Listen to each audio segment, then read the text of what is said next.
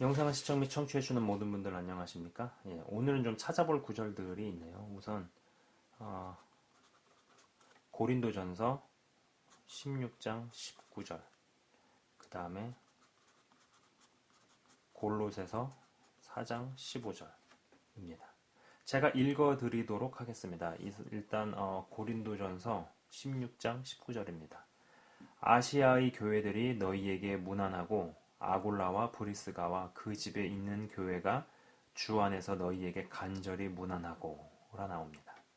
여기에서 집에 있는 교회, 집에 있는 교회라는 표현이 등장하죠. 교회가 집에 있었다는 이야기죠. 다시 말해서 뭐 이제 이거 뭐 가정교회라는 얘기겠죠, 그죠? 예. 집에 있는 교회, 가정교회였다라는 겁니다. 예. 골로새서 4장 15절은요. 라오디게아에 있는 형제들과 눈바와 그 여자의 집에 있는 교회에 무난하고 라는 구절입니다. 여기에서도 집에 있는 교회라는 표현이 똑같이 등장을 합니다.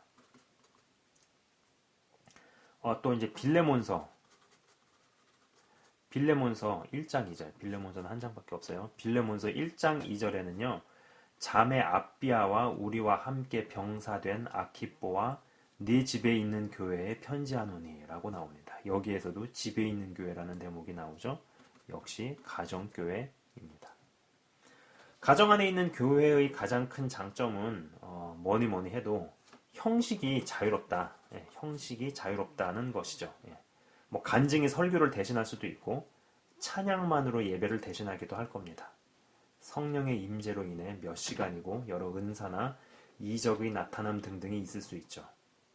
예배의 감격을 맛보고 싶거나 사모하는 분들은 이러한 예배의 경험을 꿈에서도 그릴지 모르지만 아이러니하게도 가정교회의 가장 큰 장점, 가장 크나큰 장점들 때문에 교회들의 여러 심각한 문제들이 생겨서 바울 형님이 서신서를 써야 했다라는 것입니다. 예, 형식의 구애를 받지 않고 형식이 없다라는 거예요. 무형식이 형식이죠. 예, 그래서 찬양 중에, 예배 중에 뭐 성령의 임재가 폭발적으로 임하면은 예배가 몇 시간이 될 수도 있고 즉흥적으로 회중 예언이 나올 수도 있고 뭐 하여간 무형식이라는 거예요. 그죠? 이런 것들을 경험해보고 싶다는 생각도 듭니다. 그리고 그런데 문제는 뭐냐면은 이 가장 큰 장점들이 크나큰 문제를 일으켜서 바울 형님이 여러 서신서를 써가지고 교회에다가 보낼 수밖에 없었다라는 것입니다. 앞서 언급한 저 구절들과 이 가정교회의 큰 장점들을 마지막 때에 가정교회를 시작하신 분들이 교회 시작의 근거로 삼기도 하지만 이것은 성경적이면서도 동시에 성경적이지 않다는 것입니다. 보통 교회의 기원이 되는 사건을 오순절날의 성령 강림으로 이야기를 하죠. 그죠? 오순절날의 성령 강림으로 꼽습니다. 성령 강림의 사건 뒤에 이제 베드로 형님이 뭐 한 3천 명에게 세례를 줍니다. 이 대목에서부터 교회의 시작이 되는 것을 볼 수 있는데 사도행전 2장 46절을 보면은요. 날마다 마음을 같이하여 성전에 모이기를 힘쓰고 집에서 떡을 떼며 기쁨과 순전한 마음으로 음식을 먹고 라는 구절을 봐서는 성전에 모인 후에 그 다음에 집에서 어떤 교제가 이루어지는 공동체 영성과 개인 영성 그리고 어떤 모이는 교회와 흩어지는 교회가 같이 가는 구조였다는 것입니다. 그죠? 본문 구절에 성전이란 단어와 집이란 단어가 나온단 말이에요. 아무래도 이 집이라 그러면은 그래도 퍼스널한 개념이 더 많이 적용됩니다. 좀 개인적인 개념이 더 많이 적용이 되죠. 그죠? 뭐 집에 무슨 뭐 수천 명이 모일 수 있는 집은 그거는 일반적이지 않잖아요. 수백 명이 모이는 집도 일반적이지 않잖아요. 그죠? 굉장히 개인적 개념이고 퍼스널한 사적인 개념이 적용이 됩니다. 근데 성전은 그와 반대죠. 성전이란 단어와 집이란 단어가 같이 등장을 했다라는 것이죠. 공동체 형성과 개인 형성 그리고 모이는 교회와 흩어지는 교회가 같이 가는 구조였다는 것입니다. 그리고 이게 맞다라는 것이죠. 이게 건강한 것입니다. 또 사도행전 사도행전 5장 42절은요.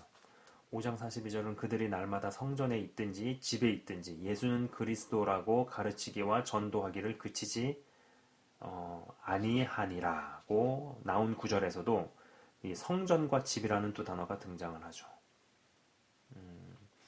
요즘 같은 시대는 분명 어떤 무게중심이 모이는 교회에서 흩어지는 교회로, 모이는 교회에서 흩어지는 교회로 이동을 했다고 봅니다. 다시 말해 공동체 영성에서 개인 영성이 더 중요해지는 시대로 이미 이동했다는 것입니다. 제가 이 청와대 광야 교회를 보면서 이게 이제 뭐 문재인 씨의 공인지 아니면 정광훈 목사님의 공인지 잘은 모르겠지만 일반 성도분들이 복음은 교회 건물에 갇힐 수 없고 가둬둘 수도 없다는 것을 비로소 몸으로 체험하고 알아가고 깨달아가기 시작했다는 것이죠. 저는 그게 굉장히 큰 수확이라고 봅니다. 허나 중요한 것은 아무리 개인 영성이 중요해지는 시대가 된다 하더라도 공동체 영성은 반드시 있어야 한다는 것입니다. 흩어지는 교회로 무게중심이 이동한다 하더라도 모이는 교회는 반드시 있어야 한다는 것이죠. 집에서 떡을 떼며 교제를 하고 모임을 가정에서 모임을 가졌어도 성전에서 모이기에 힘썼듯이 말입니다. 교회들이 배교했으니 WCC에 가입을 했으니 그곳을 나와야 한다, 떠나야 한다고 주장을 합니다.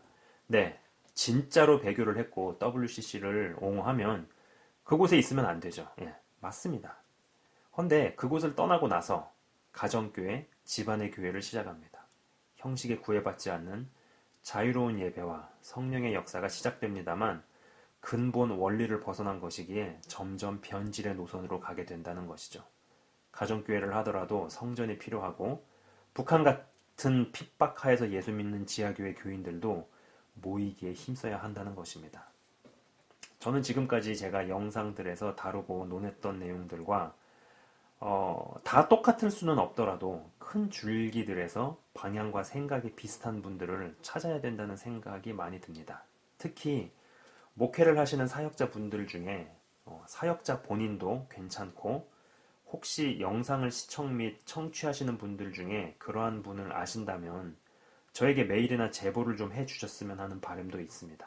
이제는 어떤 교회 지도, 교회 지도를 그려야 한다는 생각에서입니다.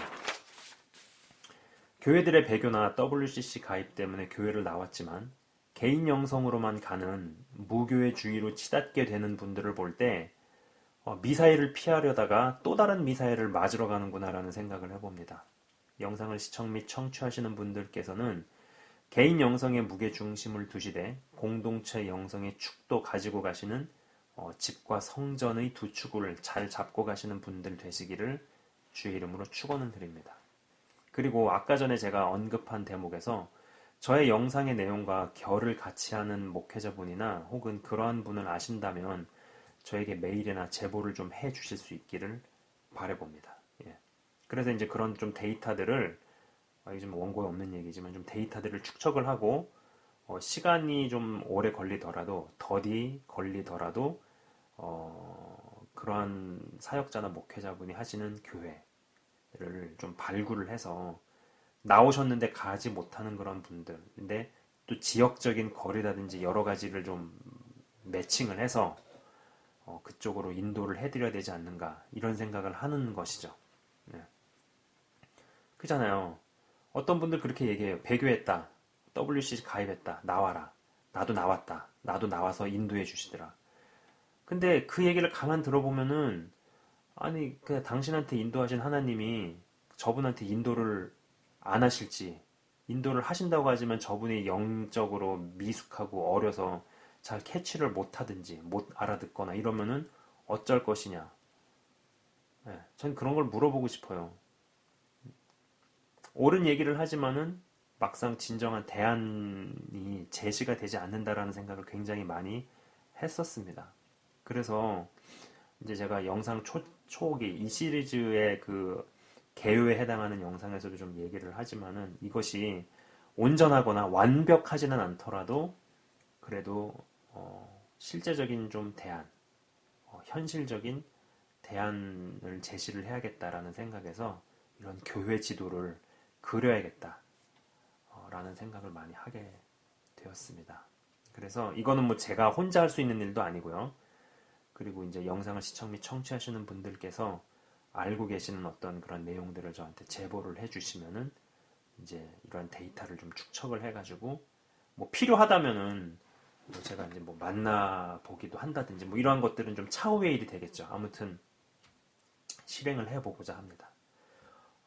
저는 아합 왕 정권 때에도 바알과 아세라에게 무릎 꿇지 않은 7천인이 있었듯이 지금도 그러한 분들이 계시리라 생각을 합니다. 근데 참 이게 재밌는 게 진짜 뭐 옛날에 무슨 광고 문구에도 그런 말이 있었잖아요. 용각사는 소리가 나지 않는다고. 진짜로 계신 분들은 사실 이 유튜브 세계에도 안 계신 것 같아요. 네, 유튜브도 하지 않고 그냥 조용히 딱 묵묵하게 자기 영역에서 꾸준하게 가시기 때문에 이거를 다 알아낼 수 있는 방법이 없는 것 같아요. 알 길이 없고 한 개인이 알 수도 없고 뭐 저도 교회 문의 같은 거 안 받겠어요. 근데 이것도 되게 웃기잖아요. 뭐 예배 몇 번 드려보고 그리고 뭐 그 교회 뭐 몇 주, 몇 개월 가본 거 가지고 이 교회가 좋다 나쁘다 배교했다 안 했다 그거 어떻게 얘기를 쉽게 할 수 있겠어요. 굉장히 웃기잖아요. 그렇기 때문에 물론 제가 영상을 그냥 시청 및 청취하시는 분들에 비해서는 많은 정보를 취급을 하고 다룰지 모르겠지만 그렇다 그래가지고 그것이 꼭 어떤 교회를 발굴하는데 항상 내가 다 할 수 있다. 저는 결코 이렇게 생각하지 않습니다. 그렇기 때문에 저도 이러한 것들을 이제 교회 지도를 그려보고자 하는 그런 마음이 있고 또 혹시 이제 영상을 시청 및 청취하시는 분들께서도 어떤 정보가 있으시면 저한테 좀 제보를 해주셨으면 하는 바람이 있네요. 예, 좀 원고에 없는 이야기가 좀 나와서 몇 마디 해봤습니다. 제가 잠깐 마치는 기도하고 끝내도록 하겠습니다. 하나님 아버지 감사합니다. 시대가 점점 탁해지기 때문에 실제적으로 어느 교회도 어느 교단도 배교로 넘어간 곳들이 있을 겁니다. 그리고 있다고 생각을 합니다. 그리고 정말로 사람이 어떤 손 쓸 수 없고 하나님께서 손 쓰시기에는 너무 멀리 가버린 교회나 교단 같은 곳이라면은 그곳에서 그곳을 바꾸기 위해서 발버둥 치는 것보다는 그곳을 나오는 것이 맞다고 생각합니다. 그러나 문제는 그러한 것을 지적을 하면서 빠져나와라. 거기서 탈출해라라고 이야기하는 사람들의 마음 가운데서 정죄함만이 보이고 막상 실제적인 현실적인 대안을 제시 못하는 그런 경우들이 있고 또 그리고 그러한 주장을 하는 사람들 가운데서는 가정교회만을 이야기하지만 흩어지는 교회만을 이야기하지만 그래도 아무리 시대가 힘든 시대로 간다 할지라도 이 두 축은 같이 가야 합니다. 오순절날 사건으로 인해서 교회가 생성이 되었을 때도 성전과 집이라는 두 기둥이 있었듯이 모이는 교회와 흩어지는 교회가 있었듯이 공동체 형성과 개인 형성이 있었듯이 이 두 축을 가지고 가야 끝까지 건강하게 갈 수 있음을 우리가 알게 되었습니다. 하나님 아버지, 영상을 시청 및 청취하시는 분들이 이 두 축을 끝까지 잘 가지고 갈 수 있게 하시고 그리고 이제부터는 어떤 교회 지도를 그려야겠다라는 생각에 이 영상을 찍습니다. 살아있는 교회 그리고 살아있는 교회로 세워지고자 몸부림을 치고 있는 사역자나 그런 목회자들 연결될 수 있기를 원합니다. 발굴할 수 있기 원합니다. 그래야 해서 막상 탈출은 했지만 떠나는 나왔지만은 유리방황하고 있거나 바람에 나는 겨처럼 이리저리 흔들리고 있는 사람들을 연결시키고 안착시킬 수 있는 이런 일들을 해야겠다라는 생각에서 이 시리즈를 시작을 했는데 이것이 한 개인이 할 수 있는 일이 아님을 고백을 합니다. 영상을 시청 및 청취하시는 분들에게도 어떤 마음을 주셔서 이것을 같이 교회 지도를 그려갈 수 있는 그러한 일들이 있기를 간절히 간구합니다. 역사하여 주시옵소서. 한 분 한 분이 공동체 형성과 개인 형성 이 두 축을 잘 가지고 갈 수 있는 그러나 어떤 잘못되는 이러한 일들이 없게 하시고 끝까지 바르게 인도하심을 받을 수 있는 주님 축복이 있기를 간절히 간구합니다. 주님 감사합니다. 한 분 한 분을 주의 이름으로 축복하며 기도합니다.